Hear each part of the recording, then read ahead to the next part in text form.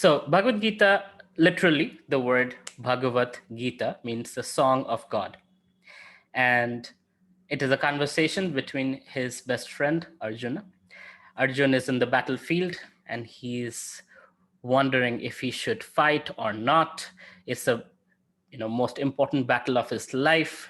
On the other side, there are his relatives and cousins and grandparents and teachers and everybody he has loved all his life and respected all his life. And there's a choice he has to make: dharma versus adharma, right? There's a dilemma he is in, and he decides, what, better to run away than to fight this war, than to be in this situation of killing all these people. And the whole Bhagavad Gita, starting from chapter 2, Krishna starts speaking, where he talks about why Arjun should fight this war, why it's his duty, and why he should not run away. A lot of times people think that spirituality is about escapism, right? And here in Bhagavad Gita, actually, Krishna talks about how spirituality is about facing your problems head on. So the whole Bhagavad Gita is Arjuna asking, Krishna answering. And also, before we get into the learning process, let's learn from Krishna how to learn. This is a verse from Bhagavad Gita, chapter 4, where text 34, where Krishna is saying that Tad vidhi paripratena praniprashnena sevaya upadekshanti jnanam jnaninas tattvadarshanaha. That one should inquire the truth by approaching a spiritual master. Inquire submissively. Inquire means ask questions submissively. Sometimes we ask questions to test the knowledge of the teacher. But here Krishna is saying ask submissively to learn. That means, to let the knowledge in. Render service unto him. Render service meaning help the teacher help you learn better, right? Rather than a mood of challenge.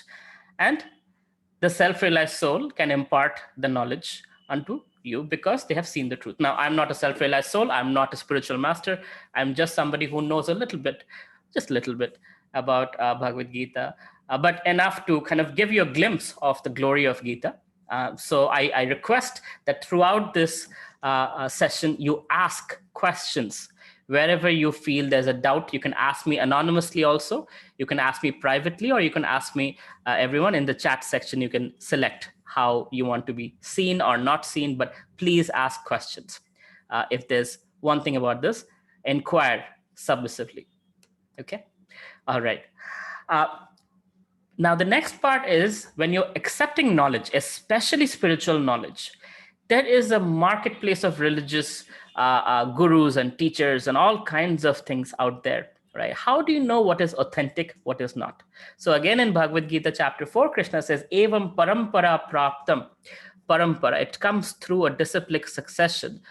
Guru Shishya parampara, right? So over this picture, you can see Krishna, Srimati Radharani, who spoke the entire Vedic wisdom to Lord Brahma, to Narada, and all the way down. So let me just go through this. Like Lord Krishna, through the Gayatri mantra flute, he imparts the Vedic knowledge to Lord Brahma, the first created being in this universe. And Lord Brahma speaks the knowledge to his son, Narad Muni. Narad speaks it to Vyasdev. And Vyasdev understands that Kali Yuga is coming and we don't have a long lifespan. We can't remember things so well. So it has to be written down. Before that, Vedic knowledge was oral reception. It was through hearing process, right? Guru would speak to the student, and that way student would remember, student would speak to their student like that. But Vyasdev compiled the Vedas, not written, compiled the Vedas in written form. And thus it came down all the way to Madhvacharya, all the way to Sri Chaitanya Mahaprabhu. There's hundreds of teachers in the middle. I'm just going through the prominent ones. The Sri Chaitanya Mahaprabhu, and then like that to Rupa Goswami, and it goes on and on and on and on and on and on and on, all the way to Srila Prabhupada, who created ISKCON to make this knowledge available to the Western world.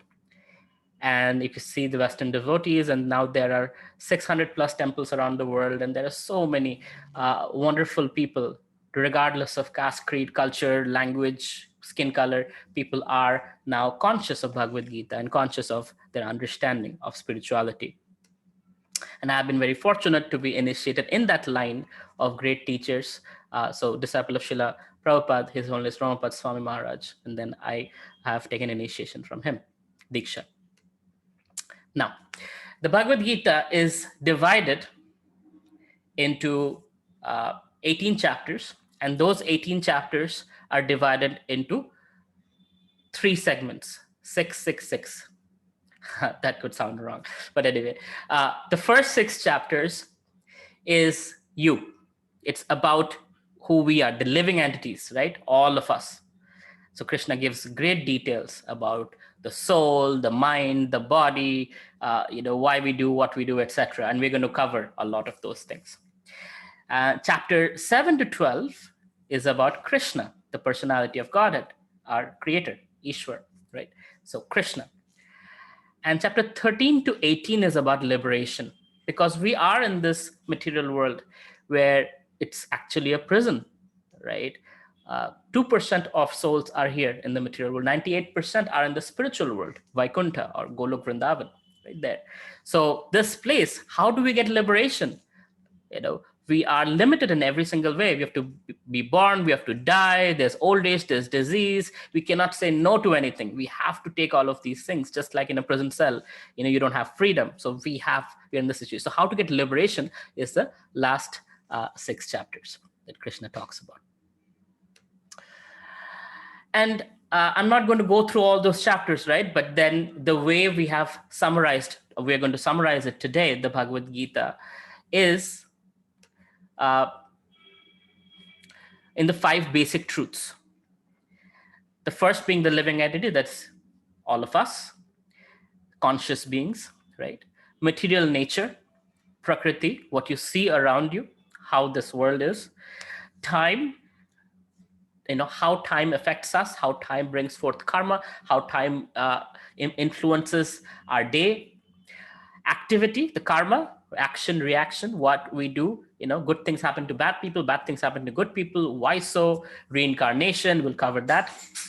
And lastly, but the most important part, we'll learn about Krishna, who is God, Ishvara, that means controller, supreme controller, Parameshwar, right? So who is God? We'll learn about Krishna. Okay.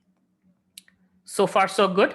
Okay, what I'm going to do right now is I would like all of you to write in the chat section, what is one thing you want to learn today from this session?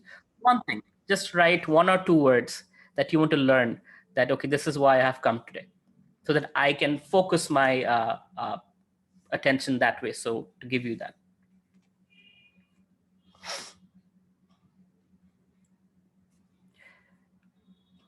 I want to know myself more, okay? Bhakti, all right? Purpose, okay? To know who I am and my role in this material world. Very nice. How to be centralized in every situation. Decision-making process of what is right and wrong. Total surrender. Wow. All right, good. How to connect to the Lord. More about bhakti. Control my thought and mind and rise in Krishna consciousness. Wow. Very nice. Very advanced devotees here. How to be more focused on work as well as Krishna. Karma yoga. Okay. Wonderful.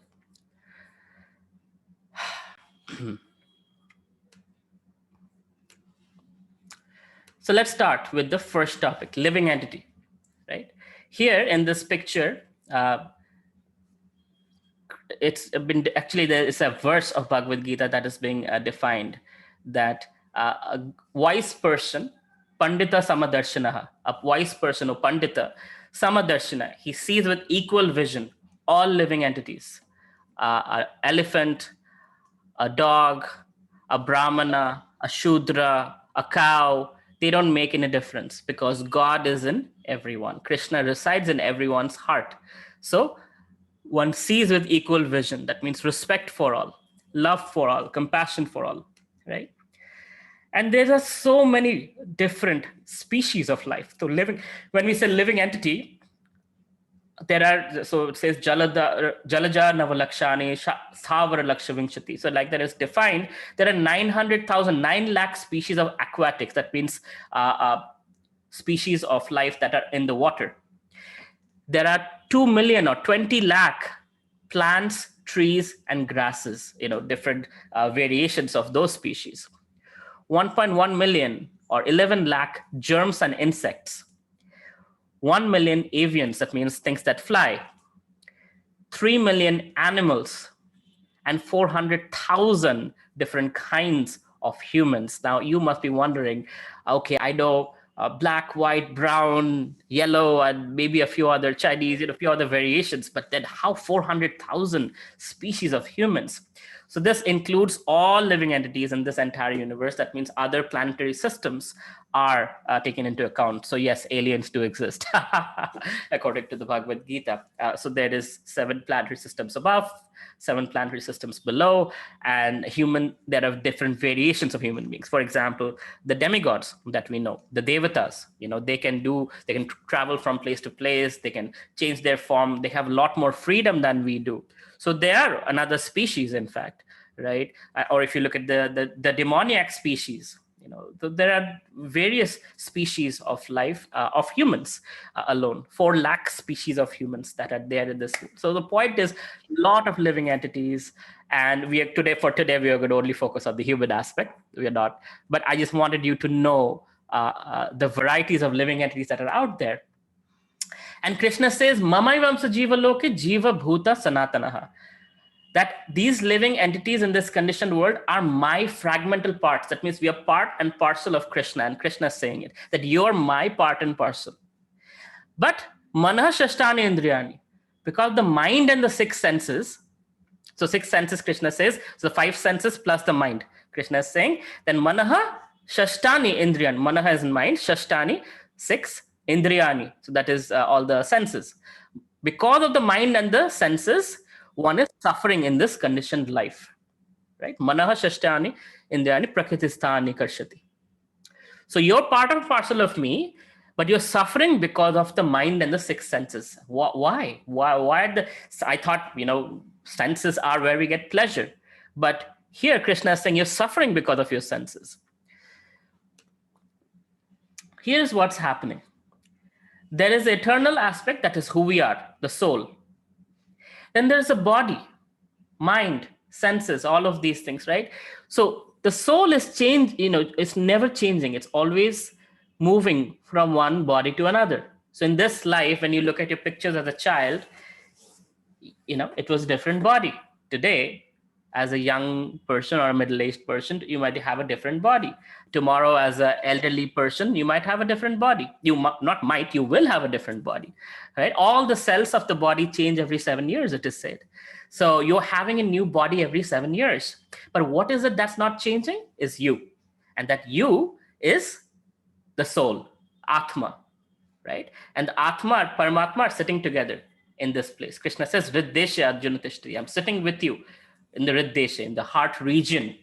I am with you, right? So Krishna never leaves us. The body dies, relatives die, everything else changes, but Krishna and the soul are always together, whether we realize it or not. Now, why do we suffer? Because when we have this body, think about the Transformers movie, right? You get in this robot and you're moving this robot around. So we think we're this body. And when we think we're this body, what happens? The only way we know how to get pleasure is the senses. When we know, okay, I want to see this, I want to touch this, I want to hear this, I want to smell this, I want to taste this. And accordingly, we are running after one thing and another. And then once we get that, we are like, I don't like it anymore. I'll move on to something else. And then we work hard, we achieve something else. And constantly we are going from one thing to another, trying to find happiness. There's always a promise for happiness. But when it comes to getting the happiness, it gets old very, very quickly, because matter is temporary by nature. And soul is eternal by nature. That means soul doesn't die, doesn't change. Matter constantly changes. Matter deteriorates. Matter ends. It's like this body. Today I'm alive, I'll always be alive, but this body will die. And then my soul, or me, I'll have to move on to another body, or hopefully I'll go back to Krishna, right? All right, so already questions are coming in. How to be connected with the Lord? More about bhakti. Okay, I'll get to your questions. All right. So eternal, unchanging self. This light that you see, that's us, and that's moving through various bodies. Now let's talk about the body a little bit, because Krishna does talk about the body. So what is in this body? Krishna says it's made of earth, water, air, fire, and ether. Now, if you look at it,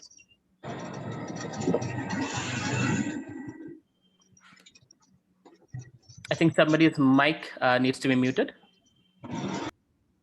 Okay. So if you look at it, from gross, it goes to subtle, right? So earth, we have calcium, magnesium, potassium, we have carbon, we have all the materials, earth elements in our body. We have water in the body. 70% of the body is water. We have air. We are breathing in, breathing out, pranvayu, as I say. There's fire. If you put a temperature, there's heat in the body, right? And there is ether, there's sky, or there's space, intermolecular space, there's vacuoles in the intercellular space, there is space. There's ether, or if you want to go a little advanced, there's also our aura, the akash, so that's there. So everybody has an energy. You feel good around some people, you don't feel good about some people. They have a vibe, as they call it, right? So ether. But I'm not getting in the esoteric subject matters right now. So the body has earth, water, air, fire, ether. Now this is the gross body, the body you can touch, feel, see. But there's another body, the subtle body, which is comprised of mind, intelligence, and false ego. So that's basically, it's called Sukshma Deha. Sukshma Deha is mind, intelligence, and false ego. Mind, where your desires are, where you're thinking. Intelligence, the discerning factor. Should I do this? Should I not do this? Should I, is this good? Is it bad? It's binary, constantly based on prior knowledge, prior experience, it makes decisions. Mind is a desire, intelligence decides based on knowledge. So what you feed the intelligence, accordingly the decisions you make. And I have a whole session on decision making from Bhagavad Gita. You can go on my YouTube channel and watch it, youtube.com/Avelo Roy. So there's a whole session on that. But I'm not getting in there. But intelligence and then false ego. Why false ego? The false sense of identity. Ego is identity. So we think we are this body, or we think we are this mind, but we actually the soul, Atma, part and parcel of God. Krishna says, Mamaivamsa Jiva Loke. You are eternal, fragmental part of me. Eternal. You never die. You're never born. You're as old as creation, right? Or even more than that. There's never been a time you've never existed. You've always existed, and you will always exist. But unfortunately, with false ego, we think we are this body, or somebody dies, we think somebody is passed on. Oh, where'd this person go? No more there. Everybody is there, always existing. Okay. And Krishna also appreciates, who we are. And in Bhagavad Gita, Krishna says, you are indestructible as a soul, as an Atma. You're indestructible. The soul cannot be burnt. It cannot be broken. It cannot be cut. You're indestructible. You never die. You're eternal, right? Unchangeable. That means you never get old. The soul doesn't get old. The body gets old. So if you look at Krishna doesn't have a material body, right? Krishna is actually in a spiritual form. So Krishna, he never looks older than 16 years of age. Same thing with us. In our spiritual form, we are actually always young. We never get old. But unfortunately, the body gets old because that's the nature of matter. There's matter and spirit. Always remember this. Spirit, soul, matter. Matter, temporary. It dies, there's an end to it. Spirit, eternal. There's no change, there's no death. Krishna says, you're always blissful. Satchit Ananda. Ananda is a big part of us. And amazing. Ascharyavat, Krishna says, you're incredible. The kind of things you can do as a soul. Imagine somebody's making this airplane that can float in space. Somebody's making spacecrafts. Somebody's making missiles. Somebody's making life-saving drugs, right? Coronavirus, we have vaccines. So we are amazing beings just by being part of Krishna. Krishna says, you're Ascharyavat. You can do incredible things, right? But then we don't feel like that all the time. Why? Because we're fish out of water. A fish can be a great swimmer. A fish, has a lot of great qualities. But when you take the fish out of water, what happens? The fish cannot swim. The fish can hardly breathe. It's not happy. It's not with its family. The fish dies, right? Out of water. It's suffering out of water and dies a painful death. That's exactly our situation. When we are outside our connection with Krishna, this is what happens. Where this Krishna is like light and Maya is like darkness. How do you get rid of darkness? You turn on the light, darkness automatically dissipates, goes away. So you invite Krishna into your life, darkness shall leave. And you will not be fish out of water, you'll be fish in the water. You'll be in your element and you will have all those wonderful qualities, including being blissful and happy, right? That's the first part today of the 5 parts, living entities. I'm going to ask you a question. I would like you to answer in the chat section. So who am I? What answer will you give? With 1 or 2 words. Who am I? Good, you're attentively listening. Soul, eternal soul, servant of Krishna, part of Krishna. Very nice. Okay, so we got the first part covered. Now, moving on to the next part, which is material nature. Now, this gets a little complicated, so pay attention, okay? On the left-hand side, you see 3 modes of nature. You must have heard the word Maya. Here is how she comes. Maya, in literal meaning, it means that which is not. Maya. You see 2 people fighting? I have this, more land, more money, more this, more that, right? So these 3 entities are influencing the living entity. That's goodness, passion, ignorance. Sattva, Raja, Tama. They're influencing us constantly. And we are acting and being influenced by them. Unless we wake up, we are being influenced by Maya. 3 modes of material nature. Goodness, passion, ignorance. So sattvic, goodness. It's about knowledge and happiness. Or it can talk about balanced lifestyle. It has various traits to goodness. Passion, drive for selfish fulfillment, achievement, work, dikha denge sabko, that kind of nature. And then there is ignorance, destructive nature, taking drugs or hurting others or hurting yourself, right? And we all have these in various proportions. And you can correlate this to maintaining, creation, and destruction. Maintaining requires stability, steadiness, balance, knowledge, right? Creation is a little easier. You can start something, like if startup, you can start it, but then maintaining it and growing it and getting to revenue is the hard part. And then there's destruction, right? Or ignorance. All of them are necessities. It's kind of like the 3 colors that can combine into creating millions and millions of colors in various ratios and proportions. Sattva, Rajas, and Tamas. These in various proportions can create everything that we see around us has been influenced by it, right? This defines why we do what we do. Now we have a choice, but generally speaking, we don't use that choice. We are influenced by the modes of nature. And thus we do what we are influenced by. We see a news channel, we get ha ha ha, or we get scared or whatever else, right? So here's the soul, here's you. Soul by nature is pure.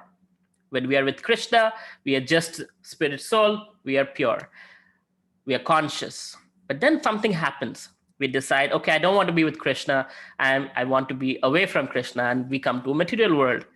And here, we have to accept a material body. Just like when you go to the moon, you have to wear a spacesuit.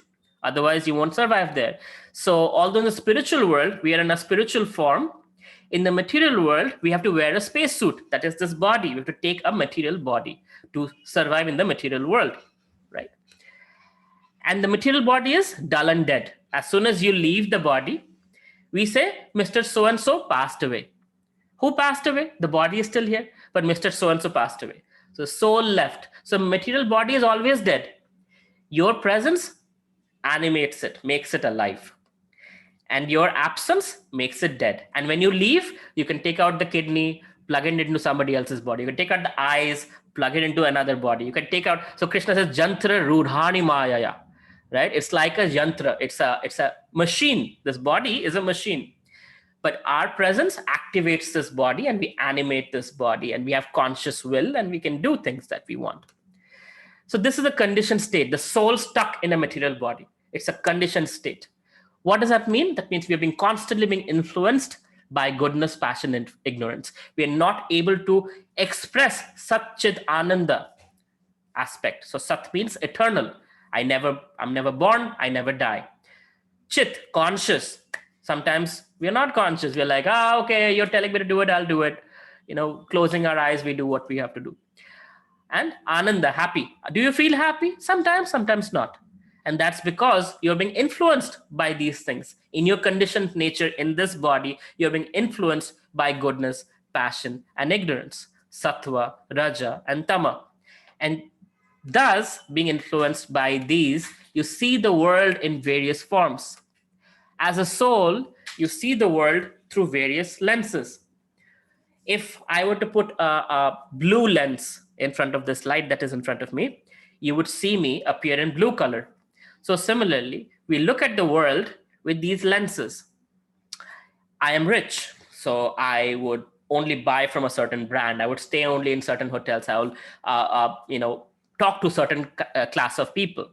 I'm a man, so I have certain propensities, and I see the world from a man's perspective. I'm wise, I'm stupid, I am ugly, I am fat, I am thin, I am short, I'm whatever I am, right? All of these are material designations. These are not who we really are. We are soul, part of parcel of Krishna, just like all of you wrote. But unfortunately, in our conditioned state, the soul in the material body, we see the world through these lenses. This is called ignorance or Maya. And as we're influenced by various things, we act in various ways. And every action has a reaction.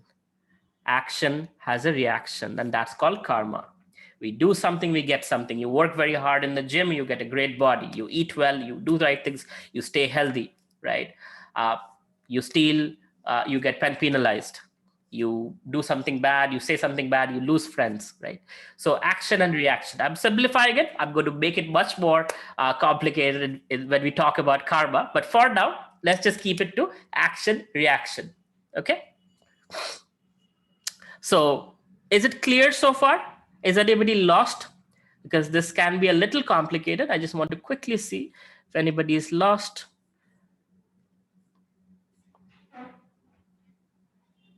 If we are soul, then what is Jiva?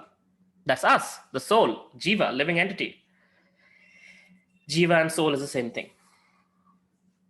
Good so far. Okay. Part and parcel of God. Okay, good. Okay. No questions, then I'll keep moving. Okay.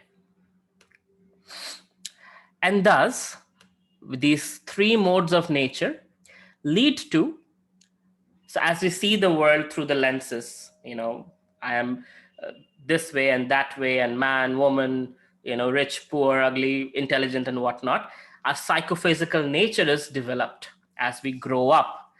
And this psychophysical nature defines what kind of role we play in society. So there are 4 such societal categories given by Krishna. Krishna says, Chatur Varnam Maya Srishtam. Chatur Varnam, 4 divisions of society created by me. Brahmana, Kshatriya, Vaishya, Shudra. And how is it created? Chatur Varnam Maya Srishta Guna Karma Vibhagasa. by guna or qualities, and karma, activities. Psychophysical nature, right? Psychological nature, qualities, and physical nature, karma, activities. Accordingly, some of us are more on the intellectual side. So we go for Brahmanical work as a professor, as a researcher, as a scientist, as a priest, as a scholar, etc.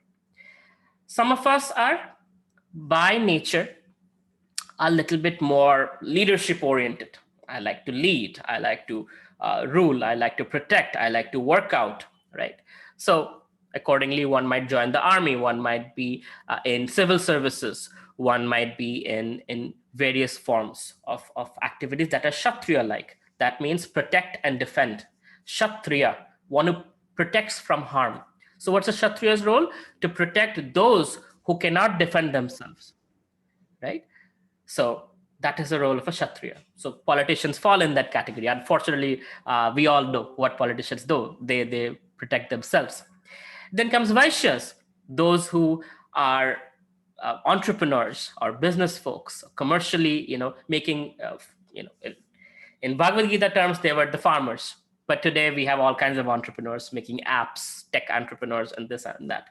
And then there is the Shudras, those who are more into physical activities, into labor intensive things, right? Some people are, they much prefer being out there and working with their bodies than being working with their minds. So some people, the Brahmana, if you give him a drill, they might feel like, oh my God, how to use it? And, oh, I'm not sure this is my thing. But somebody who likes to work with the physical body would love to use something where there's force and exert. So everyone has their place. It's not like he or she is up there and he or she is down there. No, everyone has a place. If you look at society, the Brahmanas are the head, right, who see the vision. The Kshatriyas are the arms to protect and defend. The Vaishyas are the belly, the food. You have to feed yourself. So they bring in the food, they bring in the resources, they bring in the money, and the legs are the Shudras. What would happen without your legs? You won't be able to walk, right? So Shudras are the ones who move society in the right direction, construction and whatnot, right? So everyone has their place in society, and if you find your right occupation, you'll be happy. You have job satisfaction. If you don't have it, you're unhappy. It's that simple. So the caste system, as we know it, has been unfortunately taken out of context and made into by birth. Brahmana son becomes Brahmana. Not true. That's not how it is meant to be. Krishna says guna and karma, not by birth. So it's a misconception that those who think the caste system is by birth, it is by guna and karma. And there are many, many examples from the Vedic literature that one can bring forward, that you can see the same parents have multiple children. Some of them are Brahmana, some of them are Kshatriya, some of them are Shudras, right? And that is how society is. We are all different. Just because you're born to a doctor's family doesn't necessarily mean you will become a doctor. Highly probable you will probably be able to become a doctor, but not necessarily that you will be guaranteed to become a doctor. So just like you don't become a doctor by be born in a doctor family, you have to be trained up. You have to take the medical degree. You have to go through residency, and then you can practice medicine. Similarly, it's not just by being born you get a caste. You have to get trained up in the process. Okay. Again, again, three modes of nature: sattva, raja, guna, combination, permutation, and you have 8.4 million species of life, where I started initially. Right? All these different species in different forms, they have the combination of sattva, raja, and tama. Okay. Easy question for all of you. What are the three modes of nature? Please write down in the chat section. What are the three modes of nature? So the question is how to identify one's nature as a child. You don't, because as a child, kalau shudra sambhava. You're born as a shudra, right? A child is not clean, it's pooping and peeing everywhere and all of that. But as one grows up, one gets trained. That's why children were sent to Gurukul, because the guru would train them up. And as they get trained, the qualities and traits pop up through puberty. And then the guru is able to guide you into your career, that, okay, you know what, you will do very well as a Kshatriya, you will do very well as a Shudra, you will do very well as a Brahmana. And accordingly, one would be guided to their occupational duty, right? And today that doesn't happen, but we have career counselors who everybody wants to be an engineer or a doctor, or you're dead, unfortunately. And that's why there are so many suicides, and unfortunately people are not happy with their jobs, because you don't know who you are. Nobody's there to guide you through what your psychophysical nature is. It's kind of telling like a fish to climb the tree and the monkey to swim in the water. Not everybody can do everything. We are all gifted differently, uniquely by God. And this process of caste system, guna karma vibhagasa, right, is to actually help us identify it with the help of a guru or a mentor who can guide you to say, hey, this is for you, do it. Many people come to me, I want to be an entrepreneur. And I tell them, you know what, go get a job, learn things. If you still want to be an entrepreneur, do it in a few years. Or some people are like, I want to be an entrepreneur. I'm like, do it right away because you're ready for it. Why? Because I can see the guna and the karma, the psychophysical nature in them. And accordingly, with the help of Bhagavad Gita, guide them through of what will make them happy or not. What if one don't go to a gurukul? Exactly. That's why you have, we don't have that. In Kali Yuga, we don't have that. So find a mentor, find somebody who understands you, who is knowledgeable in Bhagavad Gita, and who can help you through it. Anya Gaikwad, right. Even Lord Krishna went to Guru. That's right. Gopal Parmar, is there any chance to develop own nature after 30? Absolutely. You're constantly evolving, right? You're constantly, you're getting clarity of who you are. Some people, especially us men, we take a long time to figure things out. It can be 30, 35, 40 also, where we figure, I didn't realize this is my real calling. That's totally fine. But again, having a mentor helps you so that you don't have to waste so much time. You can know ahead of time that what is meant to be. For example, for me, even though I was a computer engineer, and I was learning Bhagavad Gita, I was teaching Bhagavad Gita in my college, my mentor told me, Avelo, you're good at marketing. You should do marketing. And I didn't understand what marketing even was because I was an engineer, never took a course in marketing. After 8 businesses, I realized I'm actually quite good at marketing and branding. And now I teach at IIMs, IITs, on marketing and entrepreneurship. And, I don't have a degree in marketing or even never taken a class. But the thing is, my mentor knew it. It took me a little bit to understand that, am I really good at it? So maybe I should use that skill. So it helps to have somebody who can see you from a detached perspective and see the qualities Krishna has gifted you and guide you in the right occupation and profession. Okay, I'm going to go back to the next section is eternal time, Kala, right? So this, if you see, time is infinite and eternal. Time is infinite and eternal, but what we do, we act in time, right? So if you see, I've broken up these little boxes. Those are our lifespan in different lives. Last life, this life, next life. So sometimes we live long, sometimes we don't live too long. But the point is, every moment we're making a choice. Every moment we're making a choice. An action has a reaction. Every action has a reaction. So the choices we are making is bringing forth the circumstance. For example, you made a choice. You saw a Facebook ad, or some of you are, some friend told you that, hey, there's a Bhagavad Gita synopsis. And you decided, you know what? I'm going to dedicate my Saturday evening to learning the Bhagavad Gita. You made a choice and you're here in this circumstance. And today, now that you've made this choice, regardless of what you do in your life, if you never ever touch Bhagavad Gita again, Krishna says, Swalpam api asya hi dharmasya trayato mahate bhaya. That you've taken this one step, swalpa, very small step in spirituality, the greatest fear is gone. What is the greatest fear? What will you be after this birth? You will not have to worry about hell. You don't have to worry about being born an animal. You'll be born as a human being just by taking a little step in spiritual direction. So the point is, you made a choice and you're going to reap the benefit of it forever, right? And what to speak of, you continue to study Bhagavad Gita and grow in your spiritual life, what to speak of that? So every choice we make at every moment defines our current circumstance. And in this circumstance, we have certain choices to make. How I choose to use my time, my 24 hours. And next circumstance is, that's how destiny is created, right? Every moment you're making a choice and you're creating your next destination. And thus destiny has been formed, right? Can it be that the action we gave but didn't receive the desired reaction?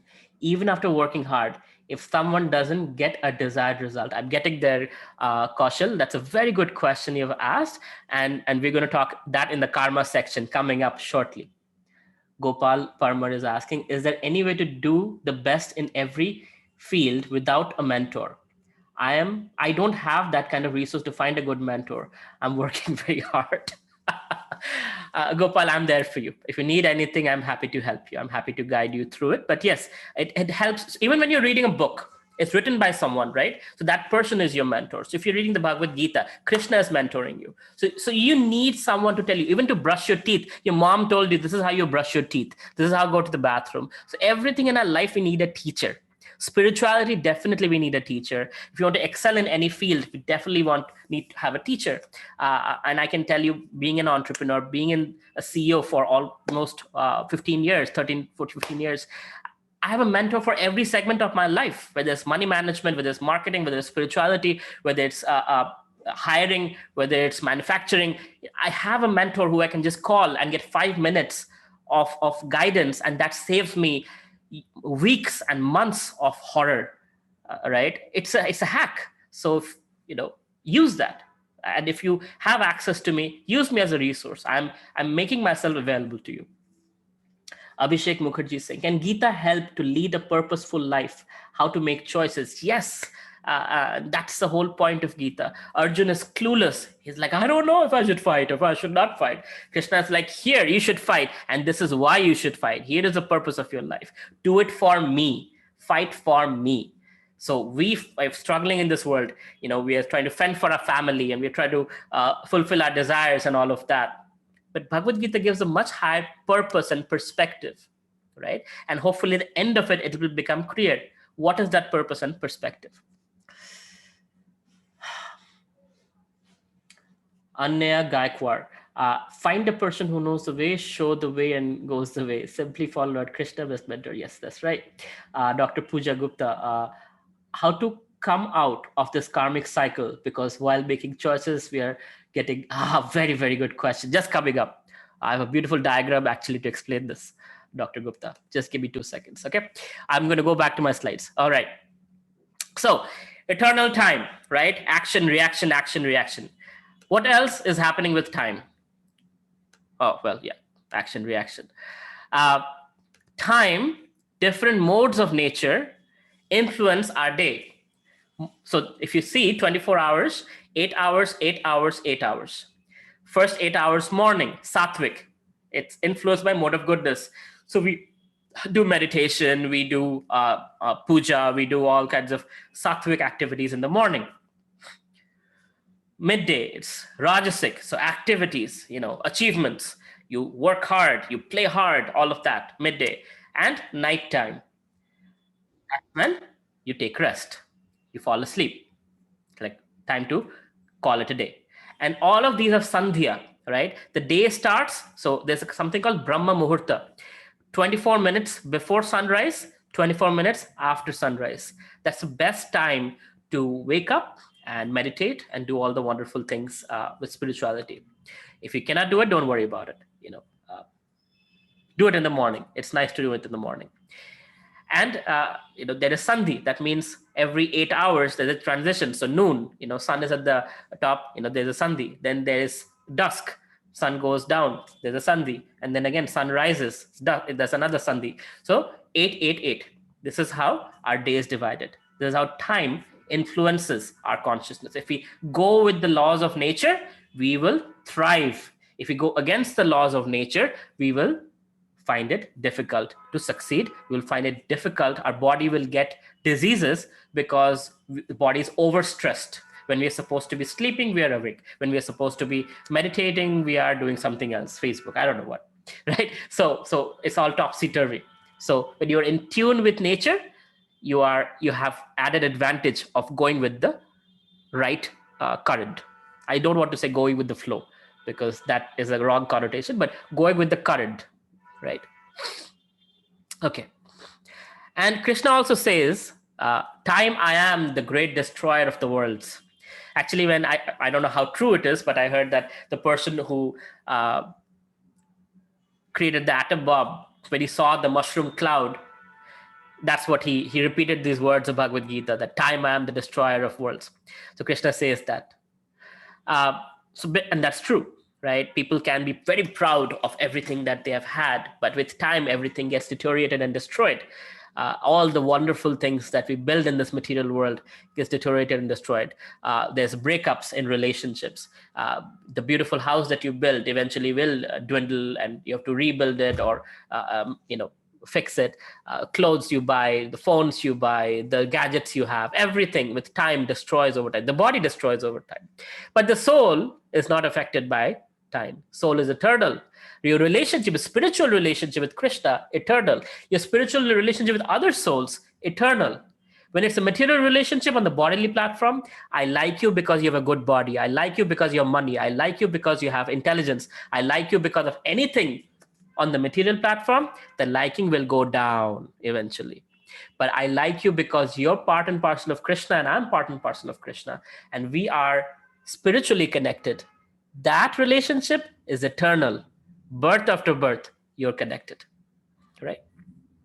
Not getting in the details, but okay. Now, coming into law of karma. So how time brings forth karma. You do something good, with time, law of karma comes into being. Just like this guy, you see what's going to happen next, right? Let's talk about a few things that doesn't make sense. And this is one thing that I have studied world religion. I've studied Christianity as a kid. I've studied Islam in college. And this is one question that none of these other religious paths can answer. Not just they don't have the answer, but people don't know the answer. And why is somebody born in a rich family, in the Buckingham Palace? Why is somebody born in a poor family, carrying child labor and all of that, right? Why is one man who's responsible for the death of millions of people has to die only once? Is that fair? So what happened? I'll tell you a story. Here is a guy named Harold Kushner, almost sounds like Hare Krishna. So he wrote this book called Why Bad Things Happen to Good People. He was a Jewish rabbi, which is a priest in Jewish religion. And he was a very devout, God-loving or God-fearing person. And one day, his son, who was crossing the street, with no fault of his own. There were two gangs who were firing at each other. His son fell in the middle, and he got shot, and he died. Harold Kushner got completely bewildered that I'm a God-loving person. How can this happen to me? How can my son be killed with no fault of his own? And after thinking for weeks and months about it, he wrote this book. And he came to the conclusion that if God is all-powerful, he cannot be all-loving. But if he is all-loving, he cannot be all-powerful. Then he would have saved my child, or all-knowing. And he came to the conclusion that God is limited. And this is what happens when you don't know the law of karma. We think it all begins at birth and ends in death. That's not the case. Your current circumstance is not just what you did in this life, but it is also influenced by what I've done in the past lives. And now, after understanding this, when I take you back to this diagram, hopefully it will make sense to you. So in this life, you have done certain activities, you get the reaction in this life. Certain activities, you might get the reaction in the next life. Certain activities, you might get the reaction several lifetimes later, right? That's how complicated the law of karma is. Don't try to understand it, but you could appreciate that that is what is happening. It's a continuum. You are eternal, and you are in the eternal timeline. And in that eternal timeline, there's a continuum Constantly there's action, reaction, action, reaction. And some of the reactions you're getting in this life are coming from past life. And that is why some people are born in a poor family, some people are born in a rich family. In fact, Jesus Christ, once he was sitting with his apostles, he asked, this child that is blind, whose fault is it? And all his apostles said, well, it's the child's fault. But some people say, well, how can it be the child's fault? He's a child. How can he be at fault for being born blind? It's the parent's fault. Christ said, no, it's the child's fault.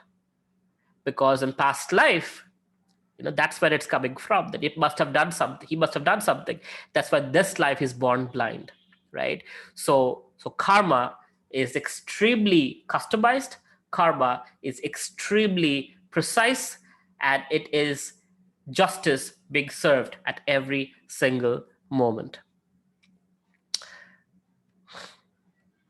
So it's not just this life, it's also past life. So here is a beautiful Vedic depiction that, someone is born, someone dies, and they're born again, and they're born in various species of life, the 8.4 million species. So depending on your karma, you're born in one of those 8.4 million species of life. And even in this life, based on your karma, your body is changing, and accordingly you attract. You'll see somebody born in poorest of poor places, but with their good work and hard work, they have become millionaires or scientists or great individuals, and they look different. They look rich. You can never imagine looking at them that they were once born on the streets, right? Oprah Winfrey, for example, richest woman, I think one of the richest women in the world now, but she was born in the most poverty-stricken condition. But look at her today; she looks, So everything changes based on your karma, even your body, even your physique, even your qualities, the way you speak. Everything changes based on your choices, right? So not only in this life, but also in other lives. Now, one might say, it's all hoax. So we need a white person to always validate us, right? That are Vedic truths. So we have a white person here, Dr. Ian Stevenson from University of Virginia, who did thorough study on past life memories. In fact, in his lifetime, he was able to unveil 2,000 documented, proven cases of kids remembering their past lives, right? And after his death, there has been almost 3 generations of scientists in not only University of Virginia, but also Princeton University, where they have done tremendous amount of research and unveiled thousands and thousands of cases where a child can remember their past life. They can take you to the, when they're driven to their past home, they can tell you exactly, this is where the key is, this is how I died, this is my husband, this is my father, this is my picture on the wall, etc., etc. Great details. You can go on YouTube and search reincarnation memories. You can search Ian Stevenson. You can see all of this well documented, people remembering their past lives, right? So again, it is proof that life is not just you're born and you die. It's a continuum. The soul travels from one body to another body to another body. And ghosts are also true, by the way, right? When you don't get another body, if there is an accident or you're a murder, right, then sometimes the soul, the subtle body, mind, intelligence, false ego, remember? The subtle body moves around and it doesn't have a gross body. And that's what we call as ghost, right? So true, not that it doesn't exist. It's actually, but eventually the ghost also gets, hopefully after a while, after its karma has been burnt, it gets another body and moves on. And we as devotees, we chant Hare Krishna to the ghosts if we know there is a ghost situation, and they get relieved from their really painful situation. So, who is responsible for my current situation? Question for you. Please write in the chat section. Who is responsible? You are responsible. Yes. My own self, my past karma. Yes. Good. You all are getting it. Okay. There are a few questions I see here. Let me quickly go through them. Can we... Okay, asking this question in a humble way, I have seen many gurus who have published Bhagavad Gita. The gurus are admired, authentic, and have thousands of followers. But why everywhere we see the study of ISKCON, Bhagavad Gita. um, well, just because somebody has followers does not make them authentic. That's why at the very beginning I showed the disciplic succession, the Guru Shishya Parampara, coming from Lord Krishna all the way down to us, right? Then I gave you the names, I gave you the pictures of as many as I could show you. The reason for that was to showcase to you that there is authentic disciplic succession outside which it's not bona fide. Why you see ISKCON all over the place? Maybe I don't know. We focus a lot on the Bhagavad Gita. We focus on Srimad Bhagavatam. That's why you probably see. But the point is that ISKCON comes in the Guru Shishya Parampara of the Brahma Madhava Gaurya Sampradaya, coming from Lord Brahma, who has been spoken by Lord Krishna to Narad Muni, to Vyasdev, to Madhvacharya, all the way to Srila Prabhupada, to us, right? So that's Anya Gaikwad. It is the original Gita given to Prabhupada by gods directly, was mixed it with their perspectives. Okay. Is time mean time between sunrise and sunset or beyond? I think I've answered already. Deepak Saini, how to get detached from our relatives?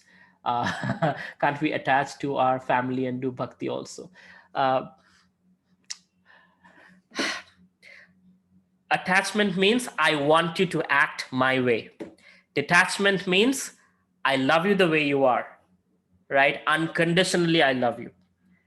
I'm not detached. I don't want you to act in my way. I don't want you to be the way I want you to be. You be who you are, and I love you as you are. So that's what it means to be detached. Detached doesn't mean like I don't know you, you don't know me. Detached means I am not imposing myself on you. Sometimes attached parents tells a child, I couldn't be a doctor, you have to be a doctor, you have to fulfill my dream. That's attachment.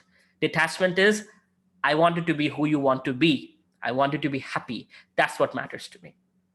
How you find happiness is totally up to you. It's your freedom, it's your life. I hope that helps, Deepak. I've answered this question to you many times. That's why I'm not getting into details. Santosh is asking, my wife works for night shifts. Is changing job is the only option, or can we have other situations to follow time-based material nature? What do you do? It's night shift, but generally it's not recommended because it's harmful to your body, it's harmful to your mind, and you will see that this will have an impact on your health and thought process. If you're working at hours, of course, I stay up late. I am a hypocrite if I don't say it, but the thing is, it's not good for us. That's what Krishna is saying in the Bhagavad Gita. You do the best you can do. What can you do? We are born in Kali Yuga. We cannot do everything exactly as it is, but we can make our best attempt. Abhishek Mukherjee, if we are born as humans, does it mean that we have good karma in the previous life? Yes. Being born as humans is extremely fortunate. We have good karma in our past. Or rather, it should be in human form alone, we accrue karma, and we in other forms of life, we expend karma. So as an animal, you don't accrue karma. A tiger doesn't get karma for eating a deer because it doesn't have choice. It has teeth. That's how it's built. It can only eat meat, right? So in animal form, once you're done with all those karma, now you get another chance, and that's human. And then you start action, reaction, make choices, get reaction, right? Because here you have the intelligence to think, make a choice, if I want to go in this direction or that direction.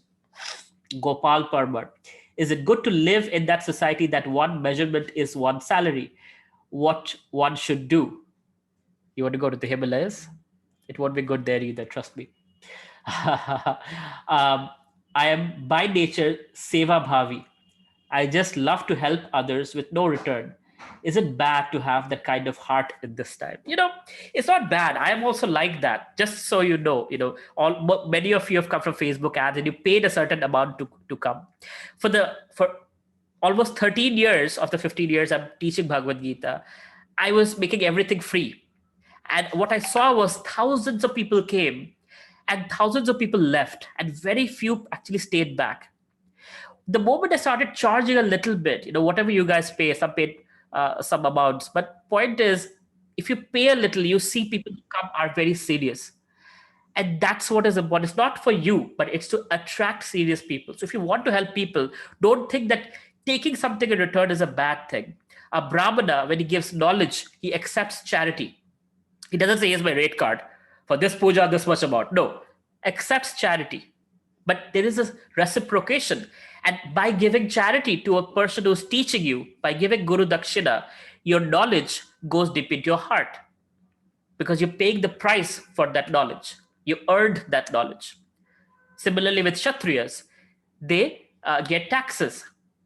With Vaishyas, there's barter system. I give you my product and service, you give me money. Shudras give their service, they get salaries. So like that, society, the Vedic society has been built. There's always a give and take. There's nothing wrong with it. Even if you are the person you say that you are, that's wonderful that you're Seva Bhavi. But still you should take something in return because that creates seriousness. That is the design of how things should be. Give and take, love and trust, give and take, right? Abhishek, why is it called Holy Ghost? That's a Christian concept, Holy Ghost, because their form of, so Jesus Christ is the Son of God, and the God that they have is Holy Ghost, as in like no form, formless. So that's why they call it Holy Ghost. But again, I'm not an expert on Christianity. I should not comment on it. Ananta, okay, good. You guys all answered that. And let's see. Can anyone change his upcoming karma event? Yes, you can change it. So when you come, so your choices, right? You can change. Another thing is prayaschitta. Through prayaschitta, you can burn some of the karma. But what happens is you will do that karma again. So for example, if somebody is a thief, they go to a jail for a few years, right? Once they come out, they start stealing again because the propensity to steal is always within them. So going to jail is a prayaschitta, you get cleaned up, but then again you go. So, but with bhakti, the process of bhakti is very powerful. It uproots the tendency from the heart so that the karma is burnt away and the tendency to make that karmic activity is also burnt away. And thereby you live a Krishna conscious life. If this doesn't make sense to you, trust me, it will make sense as we go through more. Okay. So the point is to burn your karma by coming to Krishna consciousness. Why one struggling with money and after true hard work, passion and perseverance? Yes, that's why, because it's not your hard work, it's your karma, right? Some people with very little hard work can get a lot of money, or some people are born into wealthy families where they don't have to work very hard. They already have inheritance, whereas others work extremely hard throughout their lives and still don't see anything because of past life karma. Now it can be changed. Yes, your karma can be burnt out when you act in bhakti or akarma. Right? There's vikarma, there's karma, and there's akarma. When you act in akarma, then your karma slowly gets burnt out and Krishna takes charge of your life. And then you can do anything. You can have unlimited resources because you're connected to Krishna through bhakti yoga. Yoga means to connect, right? So when you're connected to Krishna, you have access to the unlimited. And thus, your bank account is no more limited to your karmic bank account. Your bank account is connected to Krishna. So you can pretty much do anything in life. That's why Krishna is inviting us to connect with him back in relationship through the Bhagavad Gita. Okay. How can ghost control some body then? The mind, the subtle body, the mind can control things, right? With the mind, we create products and services. Some people have the power to bend metal with their mind. It's called kinesthetics, I think, right? They can bend spoons with their mind. So similarly, certain ghosts that are very, very powerful can affect in the material world, can affect, move your phone or move something or break something. They're so strong, they can, mind can affect matter, mind over matter. YouTube it, you'll find what I'm talking about. Siddharth Mohan, can you put some light on Vaishnava and Shaiva Sampradayas? I know about the Supreme God is Krishna, as I read in the Gita, but I always have a connection with Lord Shiva and I always get pulled by him. That's wonderful. There is no conflict, here. So Lord Shiva, when Durga Devi asks him that, you're Bhutnath, you're the father of all living entities. So what is the highest form of worship? Lord Shiva says, Aradhananam Sarvesham Vishnur Aradhana Param. That the highest form of worship is that of Lord Vishnu. So Lord Shiva is Shiva Tattva, Vishnu is Vishnu Tattva. I'm not going to get in the details of the intricacies. We don't have that much time. But what I'm in short, Lord Shiva is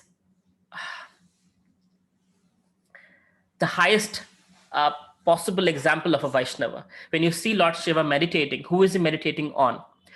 He has a japamala. What is he chanting? He's meditating on Shankarshana. Shankarshana is expansion of Krishna. So Sankarshan is Lord Shiva's worshipable deity.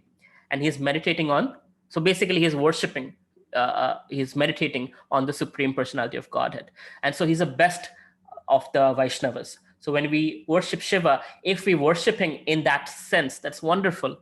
But generally people do like, Shiva, give me a good husband. Shiva, give me money. Shiva, give me this. Shiva, give me that. And he happily gives it because it's easy for him to give it.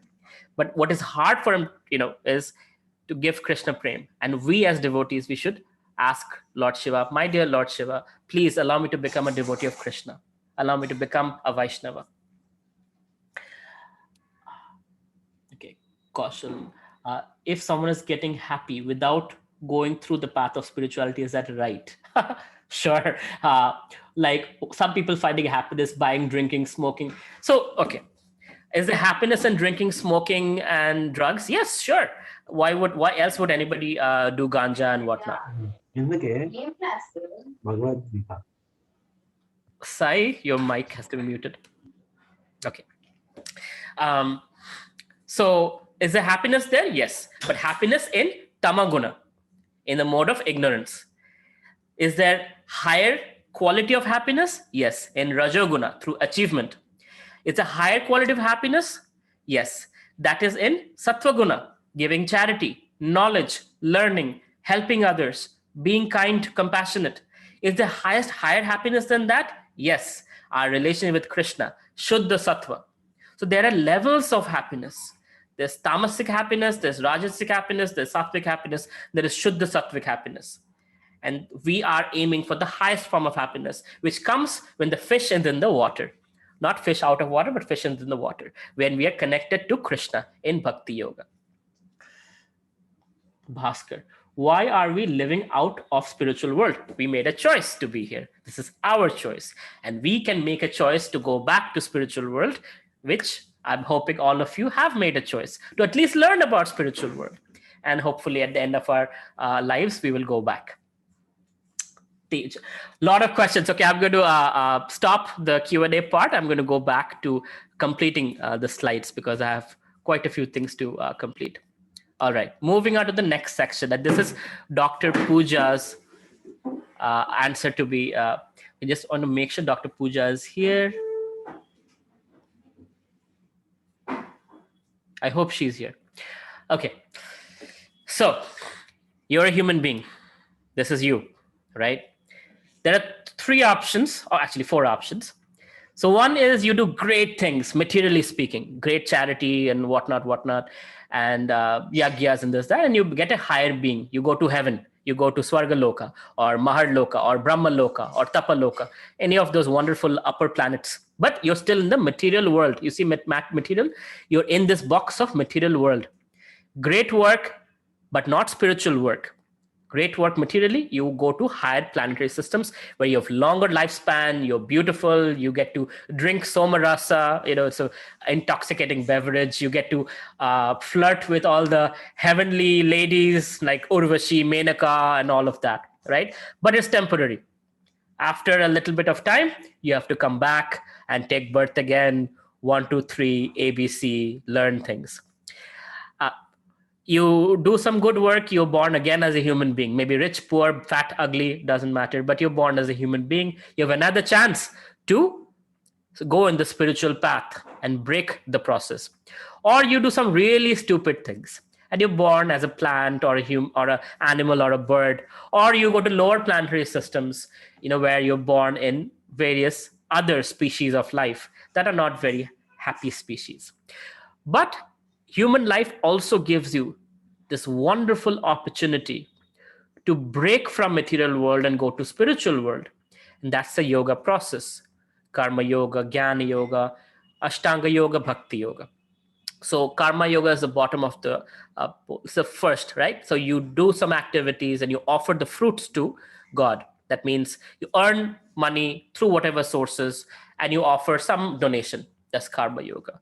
Jnana yoga, you connect with God through jnana, through knowledge. Ashtanga yoga, you control your breath, you control your body, you control your senses, you control your mind through meditation, and thus you meditate on Paramatma within you.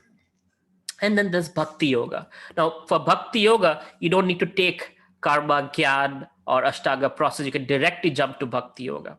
And in Bhakti yoga, you can directly lovingly connect with God in loving devotional service. So the process of yoga takes you to the spiritual world where you are no more in the body, you're in the spiritual form. Satchid Ananda Vigraha, right? And you are in loving relationship with Krishna. You're always with Krishna, playing with him, singing with him, eating with him. So Krishna has many, many friends, and you are one of those friends or girlfriends or parents or whatever relationship you are in, you're with Krishna in the spiritual world. Okay. Now let's talk about, there's a last part of our presentation today. Ishvara or Krishna, the supreme personality of Godhead, supreme controller, Krishna. When Lord Brahma was asked, when people ask me actually, who is your favorite poet, I say Lord Brahma, because when Brahma was asked who is his father, who is his creator, because he created the universe, right? He's an engineer. So Lord Brahma's answer was Ishvara Parama Krishna Satchid Ananda Vigraha Anadir Adir Govinda Sarva Karana Karanam, which means Ishvara Parama Krishna. Ishvara means controller. Ishvara Parama, supreme controller, is Krishna. So we all are controllers. We control our family, our companies, our work, our subordinates. But supreme controller, who's controlling everything and everyone, is Krishna. Ishvara Parama Krishna. Sat Chit Ananda. He's eternal. He's cognizant. He's aware. Ananda is blissful. Sat Chit Ananda Vigraha. He has a spiritual form. Anadir Adir Govinda. There is nobody before Govinda. There's no created being before God, right? By definition, God is the first, who is the source of all created beings. From him, created beings come. So Anadir, Adir Govinda, nobody before him. Sarva Karana Karanam, the cause of all causes, the source of all sources, right? If you have a phone, the phone has metal, the metal comes from earth. Where does the earth come from? The earth comes from, right? The Supreme Lord. So everything has a source, who has a source, and the ultimate source is God, Krishna. That is being explained here.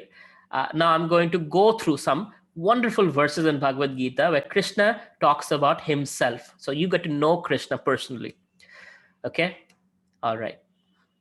He says, Aham sarvasya prabho matta sarva pravartate iti matva bhajante mam buddha bhava samantam. That I am the source of all spiritual and material worlds. Everything emanates from me.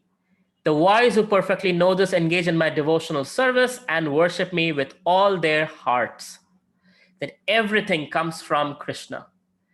He's the source of all sources, just like Lord Brahma also said the same thing. Krishna is saying the same thing. Sarvasya chaham hridishannavisto matta smritigyana pohanam cha vedescha sarver ahamevya vedyo vedanta krit veda vid eva chaham. I am seated in everyone's heart. Everyone's heart. From me comes remembrance, knowledge, and forgetfulness. Forgetfulness is important. Somebody dies, we forget. Somebody we break up with, we forget over time. That forgetfulness comes also from Krishna. When I'm shaking your hand, I'm forgetting 10 million other people I know. I'm just remembering your name to focus on you and forget everything else because you're the most important person in my life right now. So forgetfulness comes from Krishna. Remembrance comes from Krishna. The ability to remember what today you carry with you forward. That remembrance comes from Krishna. And then knowledge. Knowledge. It's in your heart. The Bhagavad Gita is already there inside you. It is being instigated. It's being brought out That's why it's called realized knowledge, right? Gyan becomes Vigyan. When you apply this knowledge, you hear about it, you apply the knowledge, then you get that realization from Krishna. This is how it works. Now I get it, right? So all of these, Krishna is there inside you. Krishna is there inside you. So Krishna is giving you Matta Smriti Jnana Apohajam. Smriti, memory, Jnanam, knowledge, Apohadam, forgetfulness. Oh, sorry. And the important part is, indeed, I am the compiler of Vedanta, right? Veda Anta, end of Vedas, the conclusion of Vedas. And I am the knower of the Vedas. So of all the Vedas, Krishna's to be known. One might say, oh, all the Vedas have been burned down by the invaders and all that, right? So thankfully, we have the Bhagavatam and Bhagavad Gita, right? Where we can understand and know Krishna's words and who Krishna is. Because Krishna said, for all the Vedas, I am to be known. So that's the essence of all knowledge. That, just like a mother puts some medicine in a laddu and gives it to the child. Child gets the laddu, mother says child is having medicine. Similarly, the Vedas have a lot of various things. So we're like, okay, astronomy, astrology, physics, chemistry, mathematics, war science, economics, all kind of things are there in the Vedas. But of all the things to be known, there's one thing to be known. That is about Krishna. Mat chitta mad gata prana bodhayanta parasparam. Kathadascha rabad Kathadascha mam nityam tushyanticha ramanticha. The thoughts of my pure devotees dwell in me. Krishna is thinking about us, right? Those who are thinking of Krishna. Their lives are fully devoted to my service. And they derive great satisfaction and bliss from always enlightening one another and conversing about me, just like we're doing right now. We're talking about Krishna back and forth.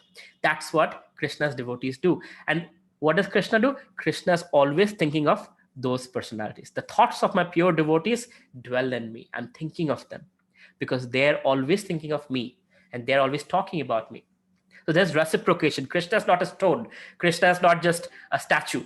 Krishna is reciprocating constantly with us. Tesham satata yuktanam bhajatam pritipurvakam dadami buddhi yogam tam yena mam upayantite. So Krishna is saying, to those who are constantly devoted to serving me with love, I give them the understanding by which they can come to me. So today, you all are here. Many of you here for the first time. Somewhere, some in your heart, you must have sincerely asked Krishna, I want to know you. I want to know about you. And so when you saw there's an opportunity, you came, right? And Krishna is saying that I give the understanding by which you can come back to me. So Krishna wants you back more than you want to go back. Because we might have forgotten who is Krishna, that our relation with Krishna, spiritual world, how we were, our lives were with Krishna. We've forgotten all that. But Krishna has not forgotten us. So he says, as soon as, you're slightly devoted in serving me with love, I give you the intelligence by which you can come back to me. And that intelligence is in the form of this knowledge, Bhagavad Gita, in the form of a mentor, a guru sadhu shastra. Through that, we can understand Krishna and come back to him. So, to show them special mercy, I, dwelling in their hearts, destroyed with shining lamp of knowledge the darkness born of ignorance. So Krishna is saying that, just like I initially said, if there's darkness, what do? You turn on the light and darkness automatically goes away. You don't have to push it away. Turn on the light, darkness goes away. So Krishna is saying, to show special mercy, I, dwelling in their hearts, destroy with shining lamp of knowledge the darkness of ignorance. The darkness is destroyed, the ignorance is destroyed, and Krishna consciousness is revealed to us. And he's saying, what should you do now that you know this? Man mana bhava mad bhakto madhyaji mam namaskuru mam evasi satyam te pratigyane priyosime. Always think of me. Become my devotee. Worship me and offer your homage unto me. Thus you will come to me without fail. I promise you this because you are my dear friend. Right? You want to be a dear friend of Krishna? That's how. Very simple. Always think of me. It might not be always, whenever you can think of Krishna. You see a beautiful sunrise, say, wow, Krishna created this. You see a person you can appreciate, wow, Krishna has the ability in this person. You see a very amazing innovation. See, wow, this intelligence, this knowledge has been given by Krishna. Everywhere you can see Krishna, if you have the eyes to see it, right? So Krishna is saying, when you think of me, that's how you come back to me. So, and then the last, the most important concluding verse of Bhagavad Gita, this is not the last verse, but one of the last instructions of Krishna. 1866, chapter 18, text 66. He says, Sarva dharman parityajya mekam sharanam vraja aham tam sarva papebhyo mokshashyami ma suchaha. Abandon all varieties of religion and just surrender unto me. I shall deliver you from all sinful reactions. Do not fear. Do not fear. Krishna is saying it. He means it, right? But there's a price to pay. Abandon all varieties of religion. Now, after reading the whole Bhagavad Gita, Krishna is saying, okay, if you have not understood anything, or if you have not understood all the varieties of Jnana Yoga and Karma Yoga and this yoga and that yoga, just surrender unto me. I will take care of you. I will deliver you from all sinful activities, all reactions, all the bad things you have done. Papam, right? Aham tam sarva papebhyo, all pap that you have done in the past. I will take care of it. Moksha Shami, I will relieve you. I'll give you freedom. I'll bring you back to me. Masuchaha, don't worry. Don't fear. Krishna saying it. When Krishna says it, he means it. Right? Somebody else gives you a promise, you might be like, I'm not so sure. But when Krishna says it, do not fear. He has the power to actually protect you from fear. And lastly, I will, okay, somebody is making some quickly.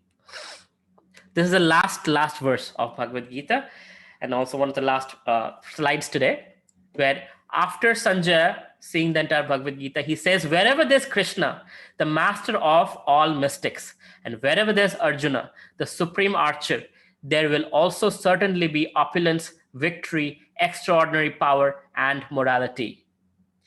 Where is Krishna and Arjuna? Where is the teachings of Bhagavad Gita? So if you make the teachings of Bhagavad Gita your life and soul, there's going to be opulence. That means, where there's wealth, abundance, you'll always have what you need. There's going to be victory, you will win. Extraordinary power and morality. Not unethically, but ethically you will win. Right? The last words of Bhagavad Gita. So I hope this has been useful to you.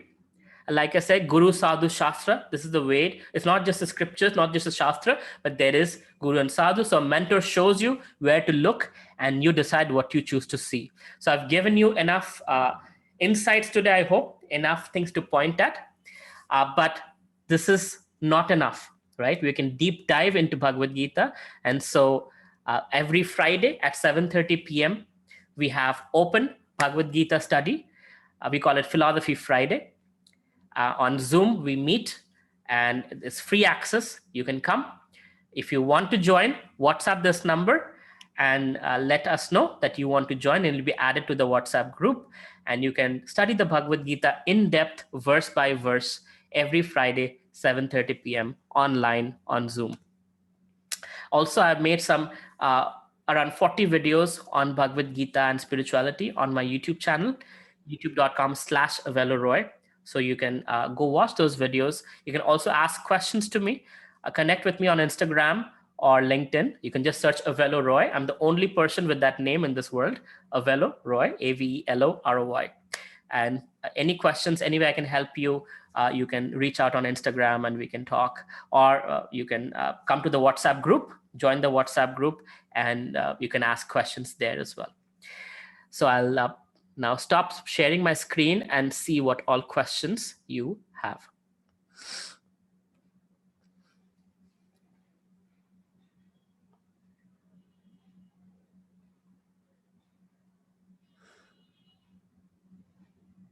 Okay, Teja Dalvi. Can you throw some light on dealing with mental abuse from family members and close ones by following the path of spirituality and good karma?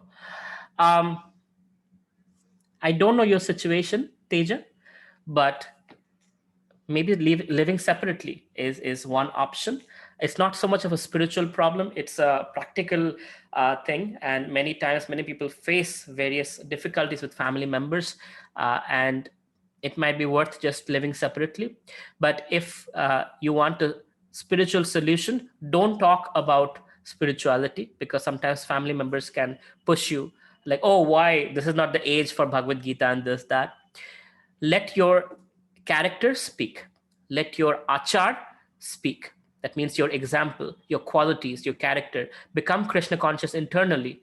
And the way you treat everyone with respect, the way you treat others, let that change people's hearts. You cannot change others, you can change yourself. And when you transform, others around you slowly, eventually transform. It takes patience.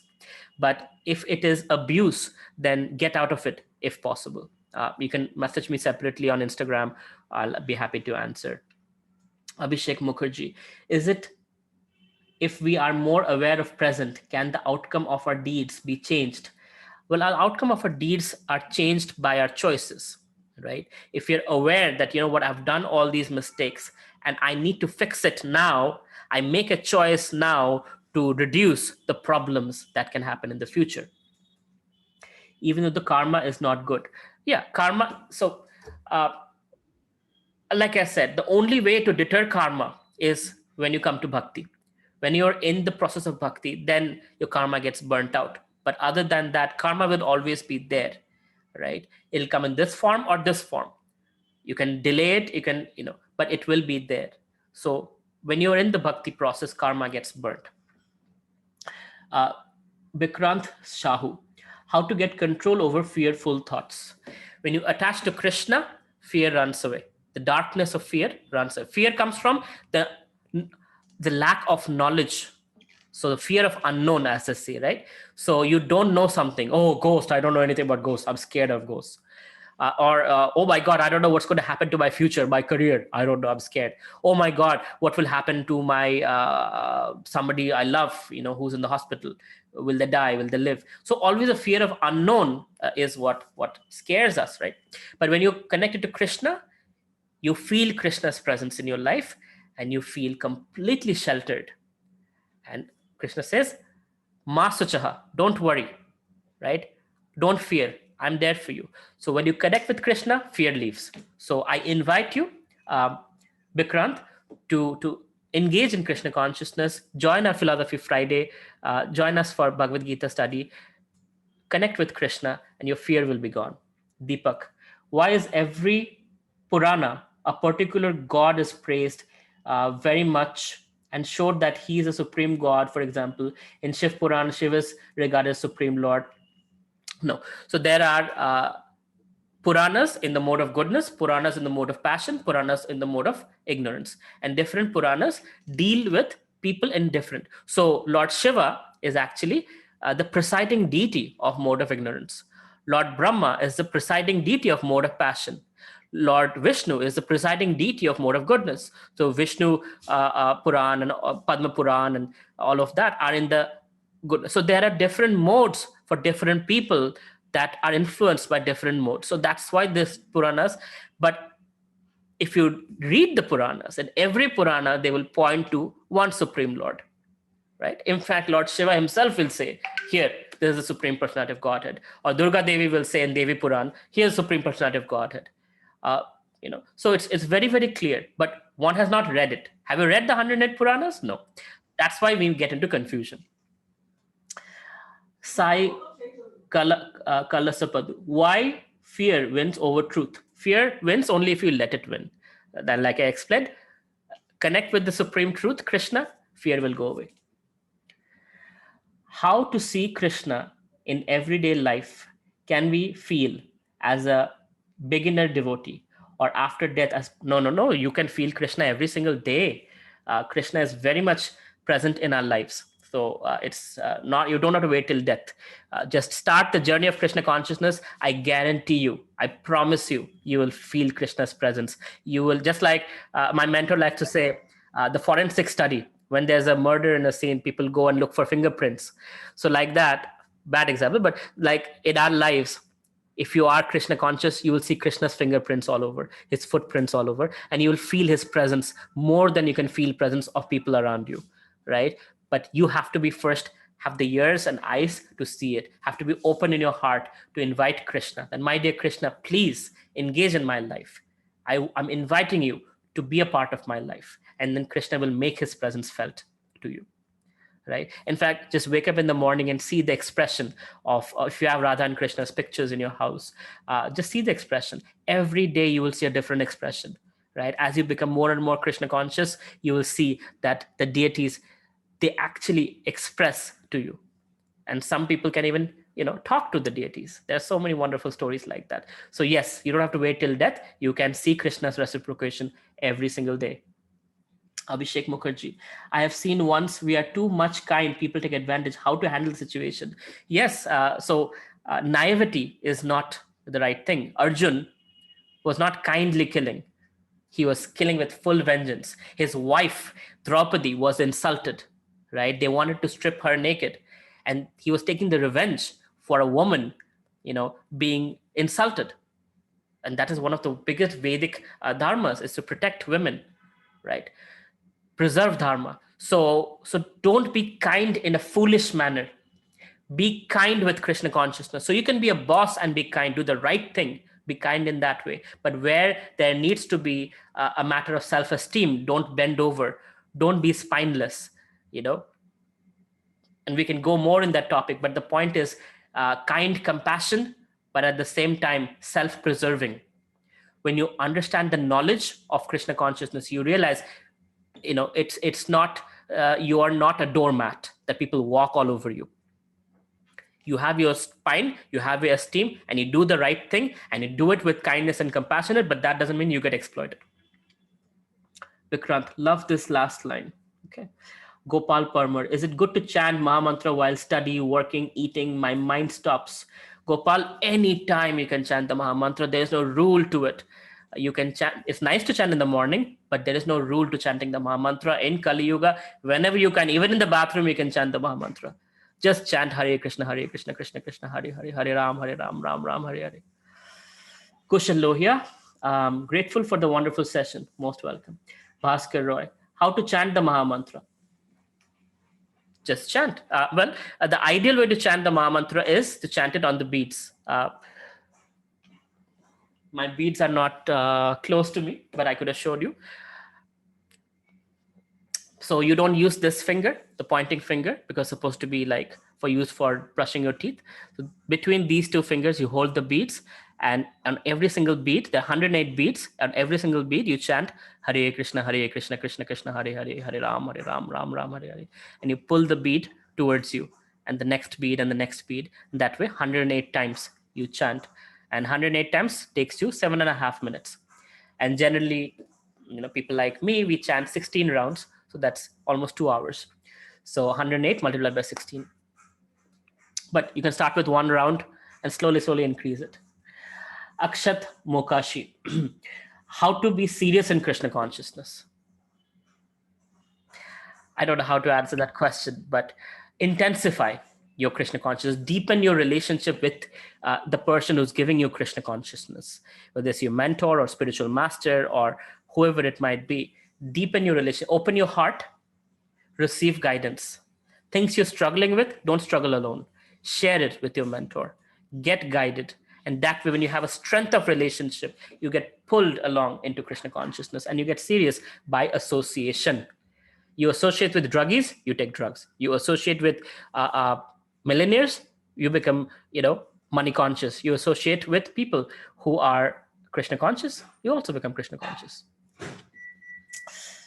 Santosh, Krishna gives understanding to go back to him, knowing the lessons of Bhagavad Gita. I wish to pass on the message to all my family and friends, and they too follow Krishna consciousness. Not many interested. I pursue. Is it right to pursue and allow Krishna to give them the understanding? So first, Santoshji, first acknowledge you're a baby in Krishna consciousness, just like me. I'm also a baby in Krishna consciousness. We're tiny, we're infant. Let's become strong in our Krishna consciousness. When we transform in our nature, in our character, Krishna's attractiveness flows through us. Akarshati iti Krishna. He is all attractive.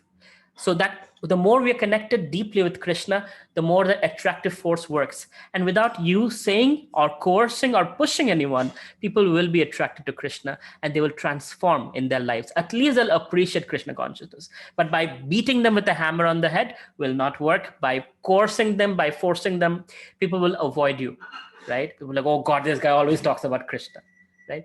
So you want to be relatable. Those who don't want it, don't bother them. You transform yourself. That's the hardest part. It's easy to tell others, oh, you're this and you're this, oh, you're eating this, you're cooking this, and you're drinking that. Change ourselves. When we change ourselves, everything changes around us. If you were Srila Prabhupada, what would happen? There would be transformation throughout. People who saw Lord Chaitanya, by just seeing him, would become devotees of Krishna. So we have to transform ourselves, deepen our Krishna consciousness, and then only we can impact others. Ananya Gaikwar. Are you planning to provide Diksha in future? I don't feel like taking Diksha from Gopal Krishna Prabhu or Radhana Swami. I asked some questions to Gaur Gopal Prabhu. I'm not qualified to give Diksha. I'm a very, very fallen soul, but I can, you can find a guru within ISKCON, and I can connect you with somebody who you might like, and you can take Diksha from that person. I am absolutely far from away from somebody who's a guru. My mom has taken Diksha from Gopal Krishna Maharaj. Very wonderful. Deepak Saidi. When I try to talk with my friends about Gita, they just ignore me or started some different discussion. Tried so many times and they are not ready. So don't talk about Gita, right? Don't. In fact, Krishna says in Bhagavad Gita that if somebody is not interested, don't bother them. Why are you bothering them? Like I said, we don't have to be eager beavers. We can talk to ourselves, we can preach to ourselves, and we can become better. By our example, others will transform. Gopal Parmar, how much purushartha and faith needed in life to overcome bad situation? Or loaf means continuous thriving or fighting Maya? I cannot give you a measurement stick. Just become Krishna conscious. The more you connect with Krishna, So lope nahi, life. Huh? Lope is spelling mistake. Lope nahi, life. Life. Okay. I understand, but what I'm trying to say here is, don't try to measure it in mathematical terms, right? Connect with Krishna as much as possible. Hear, remember, speak about Krishna. Feed your consciousness with Krishna Katha, with Krishna Bhajan, with chant Krishna's name, eat Krishna Prasad, right? Whenever you can, read the Bhagavad Gita, and that thereby intensify your own faith. As faith develops, Krishna will help you through the process. Don't try to engineer it. Let Krishna's mercy flow, right? And go with the flow and do it under a Vaishnav guidance. How to balance the worship between Lord Shiva and Lord Krishna? No need to balance. You can worship Lord Shiva, just don't ask for material things. Ask Lord Shiva to help you to become a good Vaishnava, just like him. Vikrant Sahu, please share the WhatsApp number to get added to the WhatsApp group. Okay. Here you go. Again, here's the number. You can WhatsApp this number to get added to the WhatsApp group. Okay, let me see if I can still read. Okay. Santosh, your answer to my question is bang on. Dandavat pranam to you. Dandavat pranam to you as well. Siddharth Mohan, why is it said that Lord Vishnu is hard to please and Lord Shiva is easy to please? Is it so? Not true at all. Well, Lord Shiva has a very easy nature where he gives blessings very easily. He's like, don't disturb me. You want something material, take it, right? Whereas Lord Vishnu, in his case, he's careful what he gives you. Because sometimes if something is given to somebody who cannot handle it, they might get in trouble. So Lord Vishnu being father, or Krishna being father, he sometimes takes a little time to give you something. Let's say somebody who doesn't deserve a lot of money gets access to a lot of money. It might hurt them because they might go just on a spending free. They might get drug addicted. They might get people who might extort them for money and cheat them for money. And it can cause, money can be happiness or distress, right? If somebody doesn't know how to handle it. Fire, a child given fire doesn't know how to handle it, can be in great danger. So that's why Krishna sometimes takes his time in giving it what you desire when you deserve it. right? Where Lord Shiva is more like, okay, you want it here, take it. He's kind of like, it's okay, take it. So that's the difference.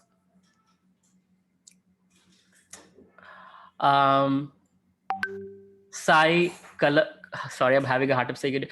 Kala Sa Padu. There is a saying in Gita, I'm the creator of the universe, you're just a thing. Huh? Then why much negative in the world? What should I understand from this line? I think what you're referring to is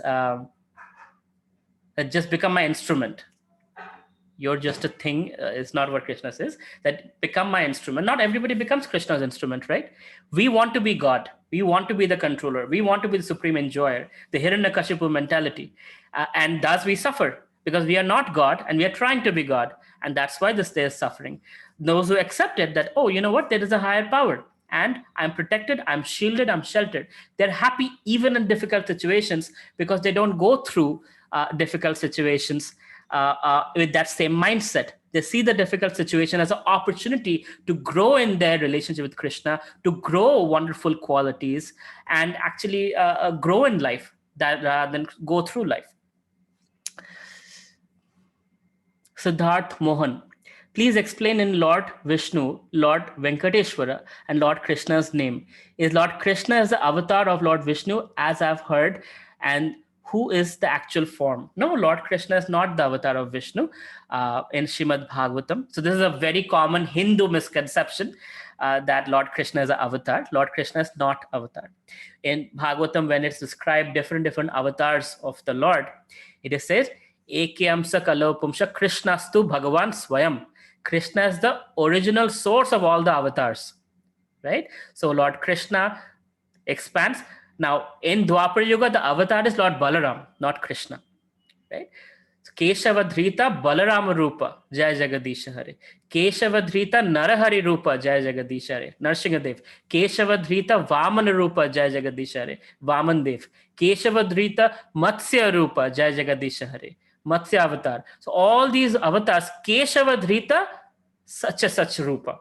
That's the Dashavatar Stotra, right? So Krishna is not an avatar. Krishna is the original personality of Godhead. From him, all the avatars, he expands to all these other avatars.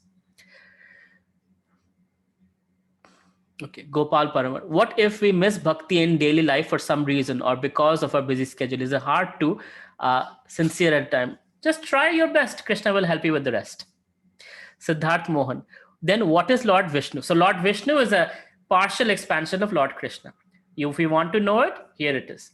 Lord Krishna expands to Balaram. Balaram expands to Shankarshan, Aniruddha, Pradyumna, and Chatush Vishnu Tattva. From there, Mahavishnu is expanded. Mahavishnu, from his pores, all these universes come. And in each universe, there is Karanadakshay Vishnu, and that's the Vishnu you're referring to. So Mahavishnu expands to Vishnu, who's the soul of the universe, who makes all these planets go around. Because of him, we are not, the planets are not colliding into each other. There is life and everything else, right? So that's the Vishnu you're referring to. So that Vishnu is the expansion of Krishna. Krishna to Balaram, to Shankarshan, to Mahavishnu, to Karanadakshay Vishnu. That's how this works. And this is in Brahma Samhita, stated by Lord Brahma himself. Right? So if you want to refer to it, read the Brahma Samhita. It is given there. So Vishnu is who maintains the universe. Lord Brahma is the engineer, creator of the universe. Lord Shiva destroys the universe. But Lord Krishna is the one who is the original source of all the Vishnu Tattvas, all the avatars, and all of us. He's a source of all sources by definition. Wow. Okay.